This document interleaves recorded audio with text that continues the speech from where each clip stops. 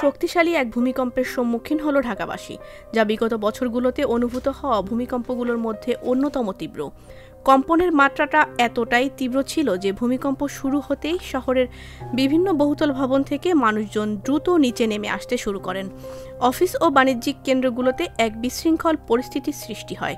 অনেক প্রত্যক্ষদর্শী বলেছেন, এমন তীব্র ভূমিকম্প এর আগে কখনো দেখেননি।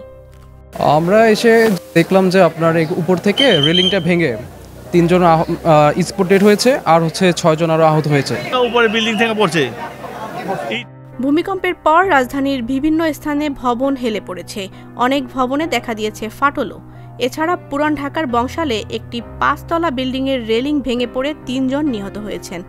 নারায়ণগঞ্জের রূপগঞ্জে বাড়ির দেয়াল ভেঙে 1 জন নিহত হয়েছেন।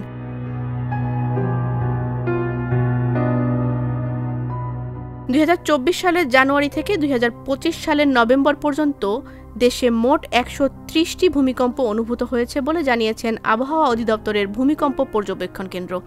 এর মধ্যে 18টির উৎপত্তিস্থল ছিল বাংলাদেশের অভ্যন্তরে, আর এজন্য দুর্যোগ মোকাবেলায় প্রস্তুতি জরুরি বলে মনে করেন নগর বিশেষজ্ঞরা। ভূমিকম্প যে সহনীয় মাত্রার মধ্যে আমরা যেমন আমাদের কয়েক বছর আগে একটা যে নেচারে একটা পাবলিকেশন এসেছিল, সেখানে 9 মাত্রার ভূমিকম্প দেখা গেছে। তো 9 মাত্রার ভূমিকম্প হলে ঢাকা শহরের কোনো অস্তিত্ব থাকবে না, মানে একদম গ্রাউন্ডিং হয়ে যাবে। ইভেন 7, 7.5 মাত্রার ভূমিকম্প হলেও যে সমস্ত বিল্ডিং মানে ঠিকমতো পাইলিং করে তৈরি করা হয়েছে বিল্ডিং কোড মেনে, সেগুলো দাঁড়িয়ে থাকবে, বাকিগুলো ভেঙে যাবে। ঢাকা শহরে যেভাবে নিয়ম না মেনে বহুতল ভবন তোলা হচ্ছে তা অনেকটাই ঝুঁকির কারণ। শুধু বহুতল ভবন নির্মাণই নয়, পুরাতন সব বিল্ডিংও ভূমিকম্পে বড় বিপদের কারণ। রাজুকের আওতায় 21 লাখেরও বেশি বাড়ি রয়েছে। বড় মাত্রার ভূমিকম্প হলে 1.5 লাখেরও বেশি ভবন ভেঙে পড়তে পারে বলে আশঙ্কা করেছেন ভূমিকম্প বিশেষজ্ঞরা।